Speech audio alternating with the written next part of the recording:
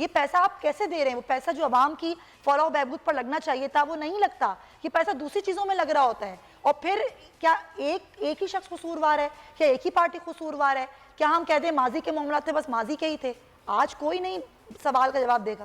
نہیں، میں یہ کہہ رہا ہوں کہ جب جون 2000 میں اور جولائی 2000 میں یہ جا رہے تھے اور غیر ملکی کمپنیوں سے انویسٹیگیشن کرا رہے تھے، تو اس کے 3-4 مہینے کے بعد کیا ہوا اچانک کہ آپ نے این آر او دے دیا؟ جی آپ نے 10 سال کا ایک ایگریمنٹ کر لیا، تو پھر آپ ان سے بھی واپس لے لیتے نا سارے معاملات.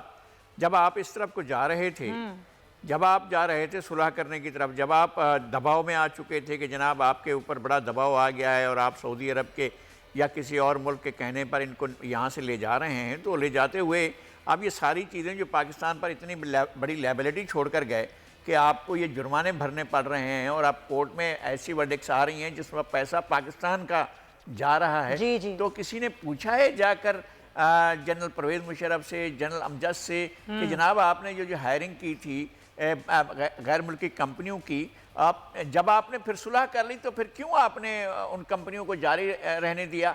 آپ ان سے معاملات طے کر کے کیوں نہیں گئے؟ یہ سوال کیوں نہیں اٹھایا جاتا ہے کہ بھائی یہ کس طرح غیر ملکی کمپنیوں کو، اور یہ ادارہ کہاں خاموش ہو کر بیٹھا رہتا ہے؟ یہ پھر ادارہ جا کر کس طرح سے خفیہ معاملات طے کرنے کی کوشش کرتا ہے؟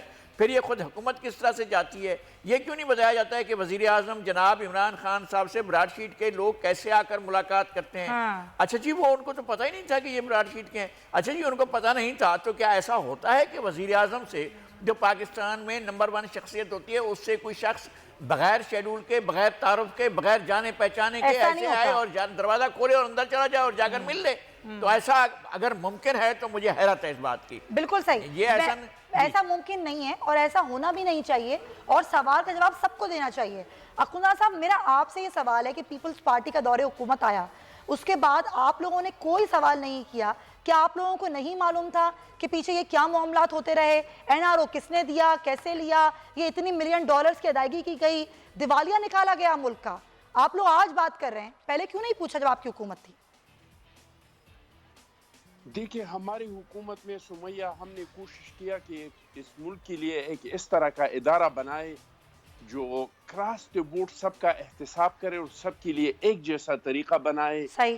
لیکن ہم نے جتنا بھی کوشش کیا اس ٹائم کے اپوزیشن کے تعاون کے بغیر وہ ہم نہیں کر سکے.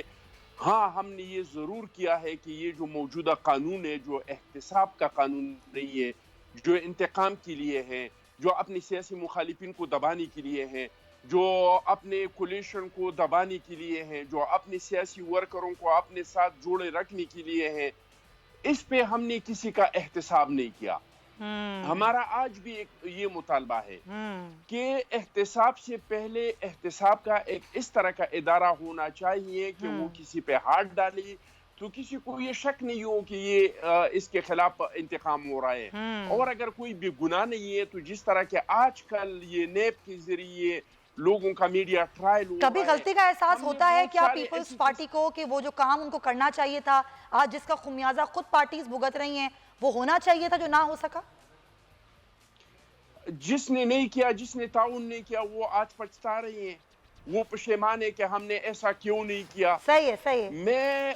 میں کہہ رہا ہوں کہ اس ملک کے لیے ایک احتساب لیکن وہ نہیں بننے دیتا ہے. صحیح ہے. کیونکہ جو کرپٹ لوگ ہیں، جو طاقتور لوگ ہیں، وہ نہیں چاہتے وہ نہیں چاہتے کہ احتساب اکراس دی بورڈ ہو. اگر ایک کراس دی بورڈ احتساب شروع ہوا تو لوگ قانون کو ہاتھ لگا دیں گے کہ بھائی یہ کرپشن اس طرح بھی ہوتا ہے. لوگوں نے جزیرے خریدے، جزیرے. پوائنٹ یہ نہیں ہے سر، دیکھیں کرپشن ہر ملک میں ہوتی ہے، ایسے بدنام کبھی کسی کو کیا نہیں جاتا. میرا پوائنٹ یہ ہے بصری صاحب، آپ لوگ کی حکومت بہت اچھا کام کر رہی ہے، کوئی مسئلہ نہیں ہے، لیکن وہ کام صرف اپوزیشن کے لیے کیوں ہو رہا ہے؟ وہ تو اکراس دی بورڈ ہونا چاہیے. کس ملک میں کرپشن نہیں ہوتی؟ آپ بتائیں، آپ زیادہ جانتے ہیں کہ کس ملک میں کرپشن کا کیا ریشو ہے. اس کے باوجود کبھی اس طرح سے نہیں ہوتا کہ ملک کی جگہ سائی ہو. آج دنیا باتیں کر رہی ہے کہ اس ملک میں کیا کیا کچھ ہوتا رہا. بات یہ ہے کہ ضرور احتساب کریں، لیکن اتنا اچھالنے کی کیا ضرورت ہے؟ اور پہلی بات کہ آپ لوگ صرف اپوزیشن کا احتساب نہ کریں، اپنے ارد گرد بیٹھے لوگوں کا احتساب کریں. کیوں شہزاد اکبر بات نہیں کرتے؟ کیوں آپ آدھی باتیں چھپا جاتے ہیں اور کہتے ہیں میں وزیر اعظم سے کہوں گا پبلک کریں؟ کب کرے گی حکومت، کابینہ کب کرے گی تحقیقات ان چیزوں کی؟ اچھا سمیہ، میں صرف آپ سے 2 منٹ چاہتا ہوں کہ آپ ذرا مجھے میرا مقدمہ پاکستان کے لوگوں کا مقدمہ ان کے سامنے رکھنے دیں. جی دیکھیے یہ جو براڈ شیٹ ہے اس کا یہ جو آج آپ بڑا شور سن رہی ہیں، اب اپوزیشن، متحدہ اپوزیشن برائے تحفظ بدعنوانی کے پاس کہنے کو کچھ رہا نہیں، کیونکہ اب یہ جو آربیٹری کونسل یعنی عدالت کا فیصلہ آیا ہے یہ ہمارا نہیں ہے، نہ پاکستان کی عدالتوں کے جن کو یہ گالی دے سکتے ہیں، یہ لندن سے آیا ہے فیصلہ. اور یہ فیصلہ یہ کہہ رہا ہے، یہ فیصلہ کیا کہہ رہا ہے، یہ اس لیے میں کہہ رہا ہوں کہ یہ پاکستان کے اندر پیناما میں جو چیزیں آئی ہیں ان کو بڑی چھوٹی کر دے گا.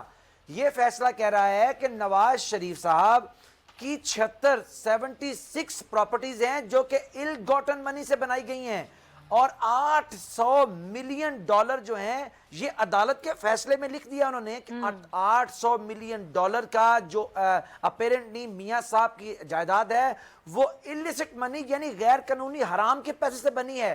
اور جو یہ کیس کا فیصلہ آیا ہے جس میں پاکستان کے لوگوں بیچاروں کو کہ حق حلال کا پیسہ ہمیں دینا پڑا ہے عدالت کے حکم کے اوپر، یہ بڑے غور طلب بات ہے. $100 ملین جو پاکستان کے اندر 1000 کروڑ روپیہ بنتا ہے، انہوں نے کہا کہ عدالت کے فیصلے میں لکھا ہے کہ 1000 کروڑ روپے کی غیر قانونی جائیداد یعنی $100 ملین کی غیر قانونی جائیداد عدالت کے سامنے کاغذات میں پروف کی ہے. سر عدالتیں وہاں کی بھی کہہ رہی ہیں، عدالتیں یہاں کی بھی کہہ رہی ہیں، اس کے باوجود میاں صاحب لندن میں بیٹھے ہیں، آپ لوگوں نے ان کو جانے دیا ہے، آپ ان کو ابھی تک لا نہیں سکے ہیں. آپ بتائیں کیا کریں گے؟ پاناما سے بڑا کیس ہوئی ہے، کیا سر؟ سمیہ یہ بڑی سمیہ ایک منٹ ہے جی. کمپلیٹ کرنے دیں سر، میں آتی ہوں، میں لاسٹ منٹ دوں گی آپ کو. ایک چٹان صاحب آپ کی طرف بھی آتے ہیں. جی بس چٹان صاحب سن لیجئے. جی سمیہ میں کیا کہہ رہا ہوں یہ پاکستان کے لوگوں کو سننے دیں. 100 ملین کی نواز شریف کی پراپرٹی کے متعلق اس فیصلے میں لکھ دیا انہوں نے کہ یہ کوئی شک نہیں کہ حرام کے پیسے سے بنی ہے. اور براڈ شیٹ نے کیونکہ اس کے اوپر انویسٹیگیشن کی ہے اور وہ یہ چوری سامنے لے کے آئے ہیں، تو عدالت نے کہا کہ اب 20% ان کا اس پہ حق بنتا ہے جو میرے اور آپ کے ٹیکس پیئر کے پیسے سے اس کو دینا پڑا. یہ ہے وہ NRO کی تباہ کاریاں، یہ ہے وہ NRO پاکستان کے لوگوں کی خون پسینے کے پیسے ہم نے دینے پڑے ہیں حرام کی کمائی بچانے والوں کے لیے. اور ایک بڑی امپورٹنٹ بات جو ابھی لغاری صاحب بھی کہہ رہے تھے کہ سوال کرنا چاہیے پیپلز پارٹی سے بھی، ان سب سے، جب یہ کہتے ہیں نا NRO ہم حکومت سے مانگتے نہیں ہیں، آپ کو دیکھنا پڑے گا کہ جب سبسکرائب کریں اور بیل دبائیں تاکہ کوئی خبر رہ نہ جائے.